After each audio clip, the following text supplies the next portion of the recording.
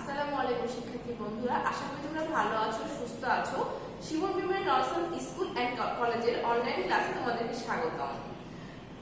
এখন করোনার সময় চলছে, দেশের অবস্থা অনেক খারাপ। তোমরা সাবধানে থাকবে, সুস্থ থাকবে। কোনো কারণে বাইরে বেরোলেও নিজেকে পরিষ্কার পরিচ্ছন্ন করে নেবে। আর এখন তোমাদের হাতে অনেক সময়, তাই জন্য তোমরা বাসায় ভালো মতো লেখাপড়া করে ভালো মতো চর্চা করবে। চলো দেখে নিই আজ কি আছে। শ্রেণী ষষ্ঠ, বিষয় গণিত, অনুশীলনী ৭, ব্যবহারিক জ্যামিতি। উপস্থাপনায় তোমাদের সাথে আছে আমি নাফিসা তাসনিম, সহকারী শিক্ষক গণিত, Shimon memorial nursery school and college, Rajshahi. এর আগের দিন আমরা কিছু সম্পাদ্য দেখেছি, তাই না? আজকে আরো কিছু সম্পাদ্য দেখে নেব। এর আগে আমরা কি করেছি? লম্ব এঁকেছি, একটি রেখাংশ কিংবা একটা সরল রেখার উপরে লম্ব এঁকেছি। কিন্তু এখানে কি বলা হচ্ছে সেটা দেখি। আর লম্ব মানে কি? যে সেটা যেটা হবে সোজা বা 90 ডিগ্রি, তাই না? একটি সরল রেখার বহিস্থ কোনো বিন্দু থেকে ওই রেখার উপর একটি লম্ব আঁকো। মানে একটা সরল রেখা দেওয়া থাকবে, সেটার বাইরে কোনো বিন্দু থাকবে, সেটার উপর তোমার লম্ব আঁকতে হবে। এখানে সেটা করতে হবে। এখানে কোনো সরল রেখার উপর বিন্দুর উপর আঁকতে বলেনি, তাহলে এটা খেয়াল রাখতে হবে যে কি বলেছে কোশ্চেনে। দেখো এখানে পদ্ধতি হচ্ছে দুইটা। তাহলে প্রথম পদ্ধতিটা আমরা দেখে নেই। আগে আমরা স্লাইডে দেখি, পরে আমরা বোর্ডে বুঝিয়ে দিব। রুলার ও ত্রিকোণীর সাহায্যে। ত্রিকোণী আর রুলারটা কি সেটা আমরা এর আগের দিনই দেখেছি, তাই না? রুলার ও ত্রিকোণীর সাহায্যে নিচের ধাপগুলো অনুসরণ করে বহিস্থ কোনো বিন্দু থেকে লম্ব আঁকা যায়। তাহলে ধাপগুলো কি কি সেটা দেখে নিই। বহিস্থ বিন্দু যে আমি বললাম, বহিস্থ বিন্দু কোনটা? এর আগে আমরা দেখছি যে এখানে কোনো বিন্দু কিংবা সরলরেখার যে কোনো স্থানে কোনো বিন্দু নিয়ে আমরা কাজ করেছি। কিন্তু এখানে বহিস্থ মানে কি? এই সরলরেখার বাইরে এই পি বিন্দুটা না, এটা তো বাইরে। বহিস্থ মানে কি? বাইরে। মনে করি এবি একটি সরলরেখা। এবি হচ্ছে একটা সরলরেখা এবং পিটা বহিস্থ একটি বিন্দু। পিটা কি? এই রেখার বাইরে একটা বিন্দু। এবি এর যে পাশে পি বিন্দু আছে তার বিপরীত পাশে একটি ত্রিকোণী বসায়, যেন তার সমকোণ সংলগ্ন একটি ধার এবি সরলরেখা বরাবর বসে। দেখো এখানে কি বলছে? এবি এর যে পাশে পি বিন্দু আছে, পি বিন্দু আছে বিপরীত পাশে এটা না, এখানে আমরা কি বসালাম? একটা ত্রিকোণী বসালাম, তাই না? বিপরীত পাশে একটা ত্রিকোণী বসায় যেন তার সমকোণ সংলগ্ন, এটা সমকোণ না, সমকোণ সংলগ্ন একটি ধার এবি সরলরেখা বরাবর বসে। একটি ধার কি হলো? এবি সরলরেখা বরাবর বসলো। ঠিক আছে, তাহলে 1 নম্বর ধাপ, 2 নম্বর ধাপ আমরা বুঝলাম। তারপর আমি আরেকবার 2 নম্বর ধাপটা বলছি যে পি বিন্দুর বিপরীত পাশে ত্রিকোণীটা নিয়ে যেন তার সমকোণ সংলগ্ন যে ধাপটা আছে এবি রেখার এক পাশে যেন বসে। ঠিক আছে, তারপরে ধাপটা আমরা দেখি। ত্রিকোণীর সমকোণের বিপরীত ধার বরাবর একটি রুলার বসায়। এই যে একটা ধার বরাবর আমরা কি করলাম? রুলার মানে কি? স্কেল বসালাম, তাই না? দেখো এটা ছিল তখন নিচে আর এইটা ছিল এবি রেখা বরাবর। তো আস্তে করে যদি আমরা উপরের দিকে উঠিয়ে নেই, তাহলে পি বিন্দু পর্যন্ত মনে করো উঠিয়ে নিলাম, তখন এই ধারটা কিন্তু সোজা, সেটা কিন্তু আমরা দেখতে পাচ্ছি, তাই না? রুলারটি শক্ত করে ধরে ত্রিকোণীটি রুলার বরাবর এমন ভাবে বসায় যেন পি বিন্দুটি ত্রিকোণীর অন্য ধারকে স্পর্শ করে। এই যে অন্য বিন্দুতে স্পর্শ করেছে, ঠিক আছে? পি বিন্দু থেকে বাহুটি বরাবর রেখাংশ আঁকি। পি বিন্দু থেকে বাহুটি বরাবর রেখাংশ আঁকি যা এবি রেখাকে এম বিন্দুতে ছেদ করে। দেখো একটা রেখাংশ আমরা এই সোজাসুজি আঁকালাম, যা কি করলো? এম এ ছেদ করলো। তাহলে কি হলো? দেখো এটা লম্ব না, এবি এর উপর একেবারে সোজা, মানে এই কোণ আর এই কোণটা কি হচ্ছে? 90 ডিগ্রি হচ্ছে, তাই না? সেটা যে পাশে ধরো না কেন। তাহলে এখন পিএম লম্ব এবি, ঠিক আছে? তাহলে পিএম লম্ব কি? এবি হচ্ছে। তাহলে চলো আমরা একটু বোর্ডে দেখে নেই নিয়মটা। আমরা আগের স্লাইড থেকে শুরু করি, তাহলে আমরা আরো বুঝতে পারবো। আমরা এখানে একটা সরল রেখা আঁকিয়ে নিব। দেখো এখানে একটা সরল রেখা আমরা আঁকিয়ে নিলাম, এ আর বি, তাই না? এর বহিস্থ একটা বিন্দু নিলাম, সেটা হচ্ছে কি পি। এটা কিন্তু সরলরেখার মধ্যে না, সরলরেখা থেকে বাইরে। এমনও কোনো কথা নাই যে সে তোমার এই দুটার মাঝখানেই হতে হবে, ঠিক আছে? তুমি যে কোনো জায়গাতেই নিতে পারো। দেখো আমরা কিন্তু জিনিসটাকে, এই ধারটাকে এমন ভাবে বসালাম যেন এই সরলরেখার সোজাসুজি আসে, ঠিক আছে? আর এই যে এইটা দেখো, এই ধারটা এরকম করে মিলে যাচ্ছে। এটা কিন্তু চিত্রতে দেখে কঠিন লাগছে, কিন্তু তোমরা যদি প্রথমে এরকম করে সোজাসুজি ধারটা মিলাবে, মিলিয়ে এইটাকে যদি এমন করে ধরে রাখো, তাহলে এটাকে সরাসরি এমন করে মিলিয়ে দিবে, ঠিক আছে? দিয়ে আস্তে আস্তে এটাকে শক্ত করে ধরে তোমরা উপরের দিকে উঠবে, ঠিক আছে? উপরের দিকে পি বিন্দু পর্যন্ত দেখো মিলিয়ে দিবে। আর এটা কি হলো দেখো তো, সোজা হলো, তাই না? তাহলে আমরা এখানে একটা দাগ দিয়ে দিব। এটা সোজা হচ্ছে, দেখে বোঝা যাচ্ছে এটা সোজা, তাই না? এখানে আমার দাগটা যেহেতু মিশে গেছে, আমি আরেকবার একটু দিয়ে দিচ্ছি। এটা কি ছিল আমাদের বি, ঠিক আছে? তাহলে এটা হচ্ছে আমাদের কিউ। তাহলে দেখো এ বির উপরে কি পি কিউ, বই তোমাদের এম আছে, তুমি এখানে যা ইচ্ছে তাই দিতে পারো। এটা কি হচ্ছে আমাদের লম্ব চিহ্ন, ঠিক আছে? এটা একটা লম্ব হলো, যেহেতু এখানে আমরা রেখাংশ বলছি তাই কোনো তীর চিহ্ন দিচ্ছি না, ঠিক আছে? যদি বলো যে এ পি কিউ যদি রশ্মি হিসেবে বলতাম, তাহলে এখানে আমরা একটা তীর চিহ্ন দিতাম। তো সংজ্ঞাগুলো তোমরা ভালো মতো দেখবে, তাহলে তোমাদের ব্যাপারটা সহজ লাগবে যে তোমরা কোথায় কোনটা কিভাবে ডিফাইন করবে, ঠিক আছে? আশা করি এই পদ্ধতিটা তোমরা বুঝতে পেরেছো। এটা জাস্ট এভাবে ধরে, এভাবে সোজা করে ধরে এমন করে ধরবে, ধরে এটাকে আস্তে করে চেপে ধরে উপরের দিকে উঠাবে, ঠিক আছে? আশা করি তোমরা এটা বুঝতে পেরেছো। এরপরে আমরা 2 নম্বর পদ্ধতিটা দেখি, ঠিক আছে? আমরা কি দেখলাম? রুলার আর ত্রিকোণের সাহায্যে। এবার আমরা যাব রুলার কম্পাস পদ্ধতিতে নিচের ধাপগুলো অনুসরণ করে বহিস্থ কোনো বিন্দু থেকে লম্ব আঁকা যায়, ঠিক আছে? তাহলে দেখি বহিস্থ বিন্দু কি সেটা তো আমরা জানলাম, তাই না? এবার দেখো, মনে করি এবি একটি সরলরেখা এবং পি তার বহিস্থ একটি বিন্দু, যেটা আমরা এর আগেও লিখলাম, এর আগের ধাপে লিখলাম। তোমাদের দুটো ধাপের মধ্যে যেটা সহজ লাগে সেটাই তোমরা করবে, এমন না যে ওটাই করতে হবে। কিন্তু যদি উল্লেখ করা থাকে যে রুলার আর কম্পাস ব্যবহার করে অথবা রুলার ও ত্রিকোণী ব্যবহার করে, তখন কিন্তু তোমাদেরকে সেই পদ্ধতিতে আঁকাতে হবে, সেটা মাথায় রাখবে। 2 নম্বর পয়েন্টে কি? পি কে কেন্দ্র করে সুবিধার মতো ব্যাসার্ধ নিয়ে একটি বৃত্তচাপ আঁকি। পি কে কেন্দ্র করে সুবিধার মতো, ইচ্ছা মতো ব্যাসার্ধ কোনটা বলেছিলাম আমি? এই যে এটা হচ্ছে ব্যাসার্ধ, তাই না? এই যে যতখানি নিবে সুবিধা মতো, তোমার ইচ্ছা মতো নিবে। দেখো সুবিধার মতো ব্যাসার্ধ নিয়ে একটি বৃত্তচাপ আঁকি যা এবি রেখাকে x ও y বিন্দুতে ছেদ করে। এবি রেখাকে x আর y বিন্দুতে কি করছে? ছেদ করছে, ঠিক আছে? এবার দেখি x ও y কে কেন্দ্র করে একই ব্যাসার্ধ নিয়ে, আগে যে ব্যাসার্ধটা নিয়েছিলাম সেম ব্যাসার্ধটা নিয়ে x আর y কে কেন্দ্র করে, একবার x কে কেন্দ্র করে একবার y কে কেন্দ্র করে একই ব্যাসার্ধ নিয়ে AB এর যে পাশে P আছে তার বিপরীত পাশে দুটি বৃত্তচাপ আঁকি। P যে পাশে আছে তার বিপরীত পাশে দুটো বৃত্তচাপ আঁকলাম, একবার x কে কেন্দ্র করে, আবার বলে দিচ্ছি একবার y কে কেন্দ্র করে, ঠিক আছে? বৃত্তচাপদ্বয় পরস্পরকে Q বিন্দুতে ছেদ করে। বৃত্তচাপদ্বয় পরস্পরকে Q বিন্দুতে কি করছে? ছেদ করছে। P, Q যোগ করি। দেখো P, Q কি করছি? আমরা যোগ করছি, তাই না?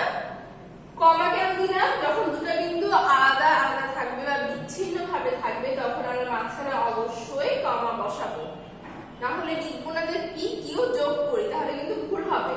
P, Q রেখাংশ AB এর উপর লম্ব। তাহলে আমরা এখন কি করব? এটা বোর্ডে দেখে নিব। একটা আমি সরল রেখা নিলাম, দেখো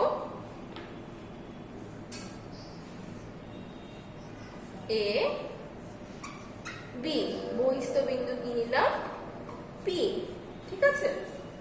এখন আমরা কি করব, দেখো বহিস্থ বিন্দু আমার নামটা দিয়ে দিই যে পি, যে কোনো একটা ব্যাসার্ধ নিলাম এখানে,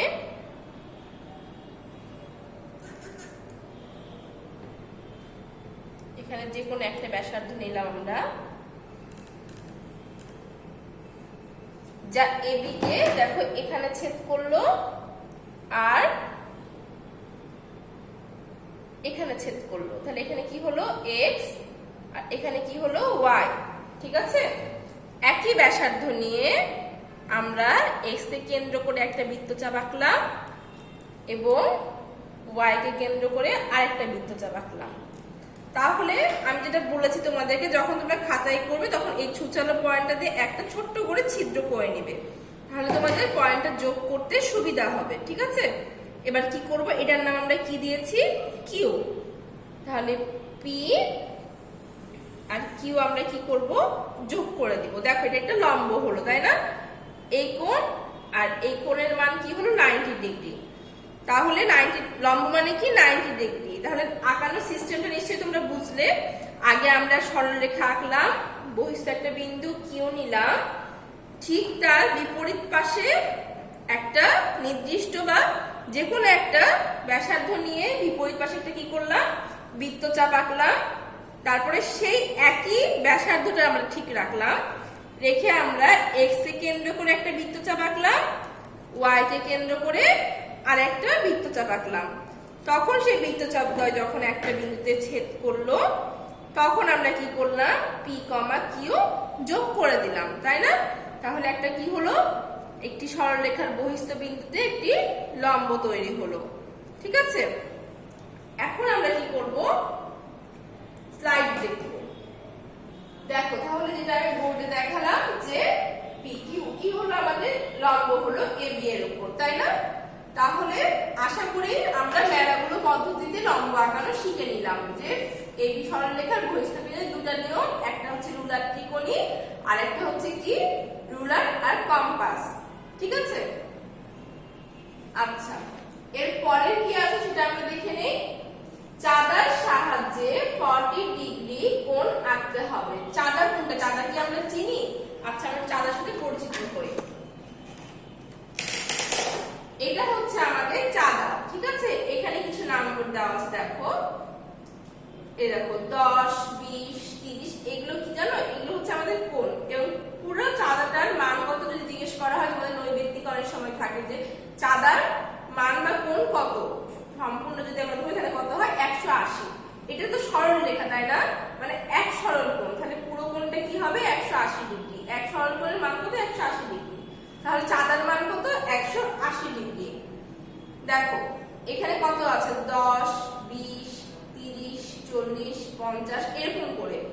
তো এগুলো হচ্ছে আমাদের কোণের মান, সেটা আমরা যখন ধাপে ধাপে যাব বুঝতে পারবো যে আমরা কি করে সেটা আঁকাবো চাঁদার সাহায্যে।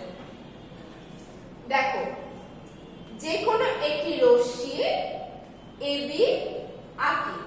দেখো একটা রশ্মি আঁকালাম এবি, রশ্মি যখন আমরা বলছি এখানে কিন্তু আমরা একটা তীর চিহ্ন দিচ্ছি, দেখেছো, কারণ এটা একটা রশ্মি, যেহেতু আমরা রশ্মি করে ডিফাইন করেছি এটাকে।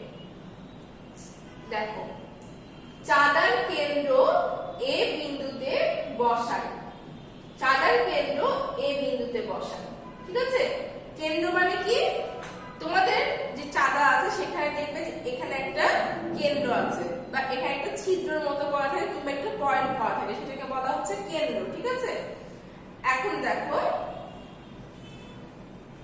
এবং এই সরল ধার এবি বরাবর বসায়, এবি বরাবর সরল ধার মানে এই যে সোজা, এটা দেখো বাঁকা, তাই না, এটা হচ্ছে সোজা, মানে এই ধারটা এবি বরাবর আমরা এইভাবে বসাবো, ঠিক আছে। দেখো ডান দিক থেকে চাঁদার স্কেলের 40 ডিগ্রি নির্দেশক দাগের উপর একটি বিন্দু সি চিহ্নিত করি। তাহলে চাঁদার ডান পাশ কোনটা, তোমরা যদি এদিকে ঘুরে দাগ, ডান পাশে হচ্ছে তোমাদের এইটা, তাই না? 40 ডিগ্রি মানে কোনটা? 10, 20। দেখো চাঁদা কিন্তু ছোট ছোট ছোট ছোট দাগ দেওয়া আছে।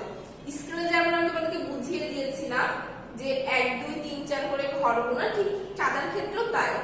দেখো 10, 20, 30, 40। তাহলে 40 কোনটা?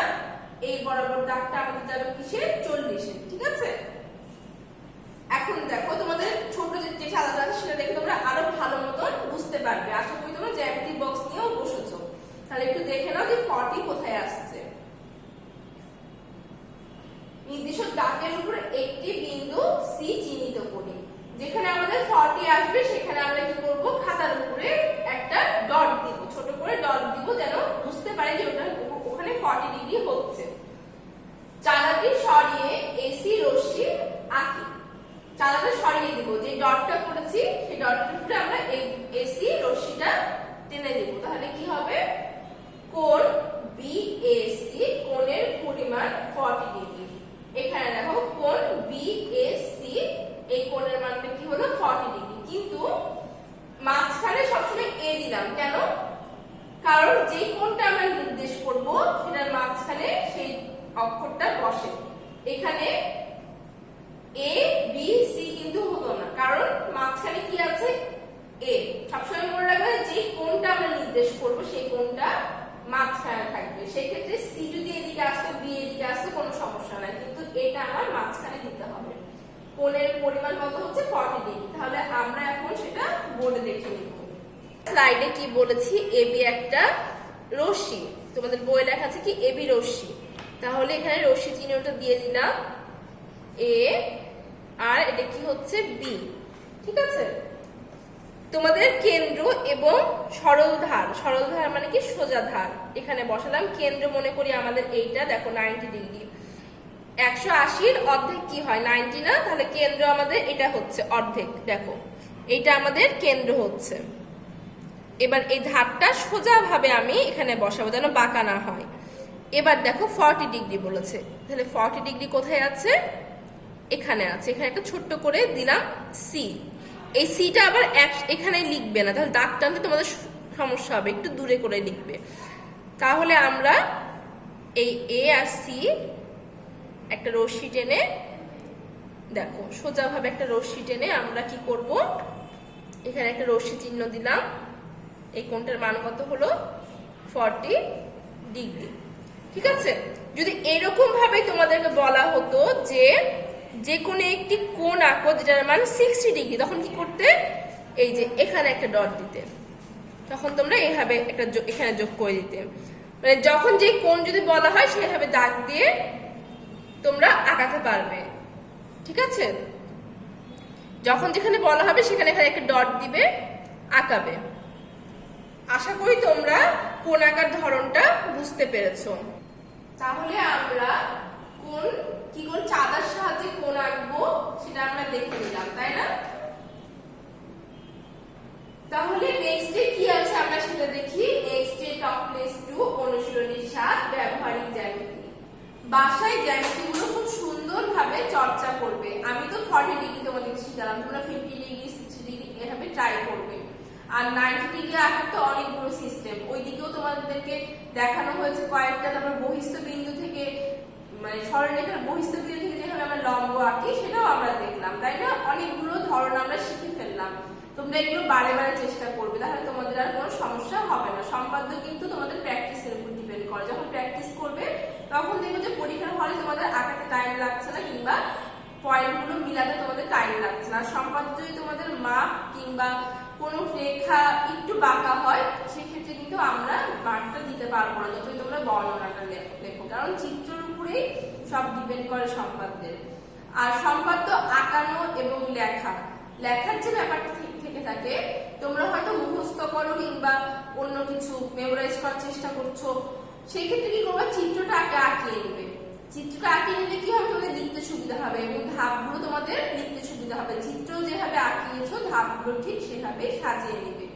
আর অনেকে অনেক কাজ করো যে কোনো একটা মনে করো তোমরা খাতা নিলে, খাতার সবসময় জ্যামিতি চেষ্টা করবে এই 2 পেজ মিলে আঁকতে। থাকে, তাহলে শিক্ষকদের দেখতেও সুবিধা হয়, চিহ্নগুলো মিলাতেও সুবিধা হয়। ঠিক আছে, মনে করো এই পেজে চিত্রটা আঁকালে তোমার লিখতে লিখতে এই পেজ পর্যন্ত চলে গেল, সেক্ষেত্রে দেখে দেখে লেখাটা তোমাদেরও লিখতে সুবিধা হবে। কিন্তু এই পৃষ্ঠা ও পৃষ্ঠা করলে কি হবে, তোমাদের বারবার উল্টানো লাগবে এবং লিখতে কিন্তু অনেক সমস্যা হবে। ঠিক আছে, ভুলও হওয়ার সম্ভাবনা থাকে চিহ্নগুলো, সেই ক্ষেত্রে আমরা এবার আর ওইবার মিলে লিখবো। ঠিক আছে, এটা হচ্ছে জ্যামিতি লেখার একটা ধরন বলতে পারো। আচ্ছা,